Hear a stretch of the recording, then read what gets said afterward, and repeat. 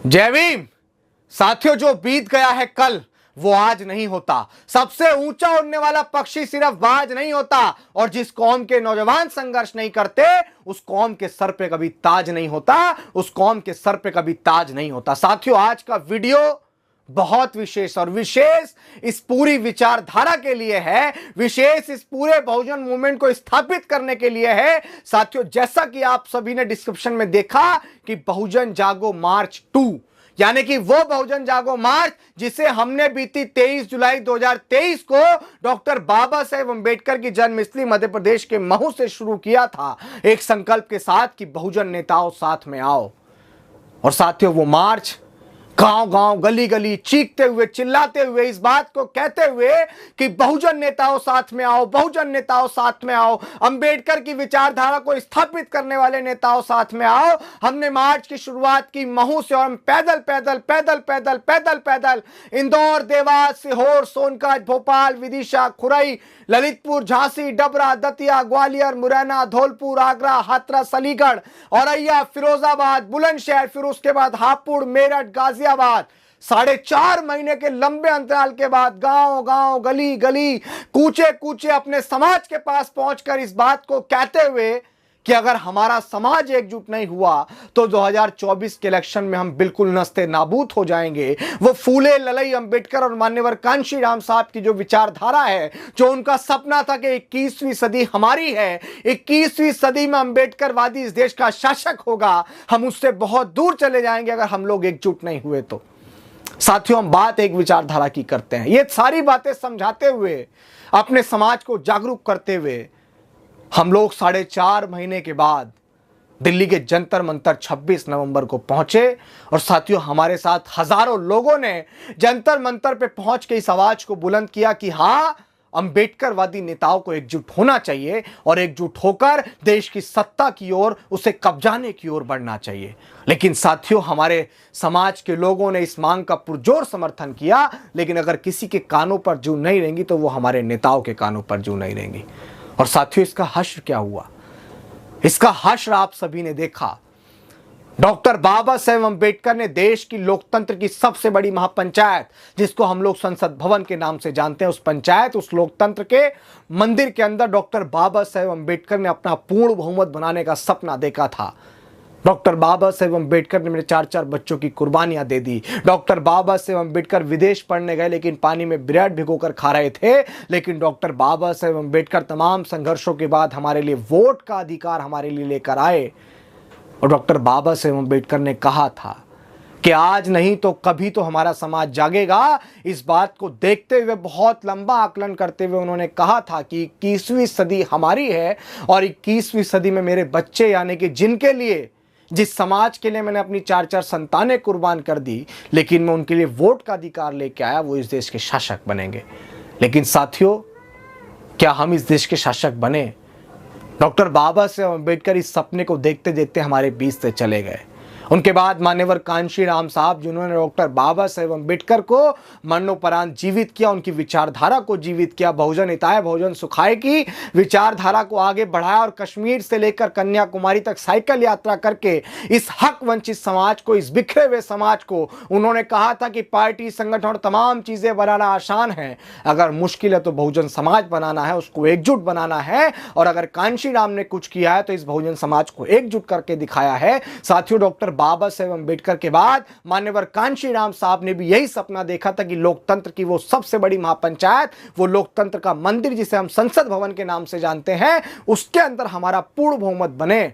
क्योंकि हमारे रहबर अच्छे से जानते थे कि जब तक हम इस पंचायत के अंदर अपना पूर्ण बहुमत नहीं बनाएंगे, तब तक ये समाज देने वाला समाज नहीं बनेगा, तब तक इस समाज की गरीब वंचित लोगों के साथ शोषण, अत्याचार जाति के नाम पे होता रहेगा, इनकी बहन बेटियों की इज्जत आबरू जाति के नाम पे लुटती रहेगी।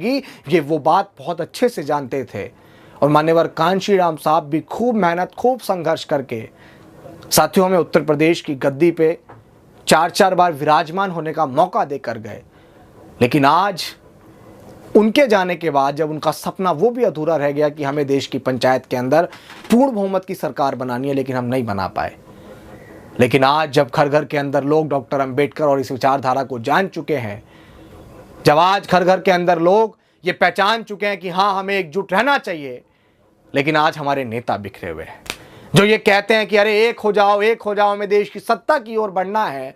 अरे ये समाज आपसे सवाल करता है कि आप कब एकजुट होंगे, आप कब एकजुट होकर अपने महापुरुषों के कारवां को आगे बढ़ाएंगे। क्या आपको शर्म नहीं आती है? क्या आप लोगों को जरा भी लज्जा नहीं आती है कि जिस सदन के अंदर हमें पूर्ण बहुमत बनाना था, उस सदन के अंदर आज हम ऐसे देखते हैं कि हमारा कोई बैठा ही नहीं है। बहुत मुश्किल से समाज ने एक सांसद, अंबेडकरवादी सांसद बड़े भाई चंद्रशेखर आजाद को वहां पहुंचाया, लेकिन महज एक सांसद के पहुंचने से क्या हमारा सपना पूरा हो जाएगा? आज आप देखिए ना कि हम कितने दूर हो गए हैं उस सपने से।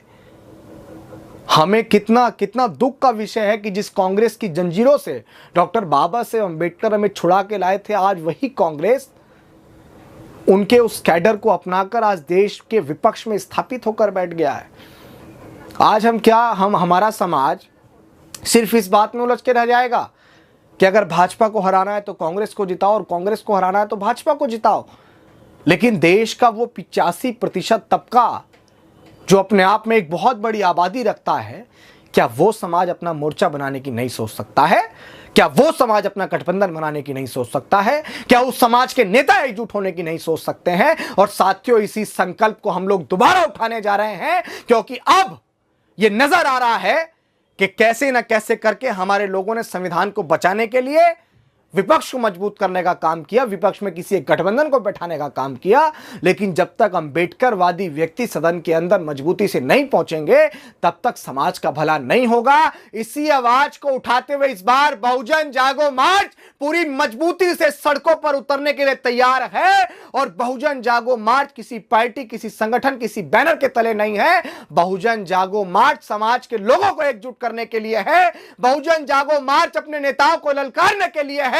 बहुजन जागो मार्च इस देश की सत्ता पर विराजमान होने के लिए है, क्योंकि जब तक हमारा हुक्मरान नहीं होगा, तब तक हमारे साथ निरंतर शोषण, अत्याचार होते रहेंगे। साथियों, बहुजन जागो मार्च इस बार कहां से शुरू हो रहा है? और साथियों, बहुजन जागो मार्च इस बार पहले की तरह नहीं होगा। इस बार का बहुजन जागो मार्च बिल्कुल अलग होगा। इस बार का बहुजन जागो मार्च जब तक चैन से नहीं बैठेगा, जब तक वो हमारे नेताओं को एकजुट होने पर मजबूर नहीं हो देगा, जब तक हमारा मार्च शांति से नहीं बैठेगा, जब तक हम लोग सत्ता की ओर कदम नहीं बढ़ा देंगे।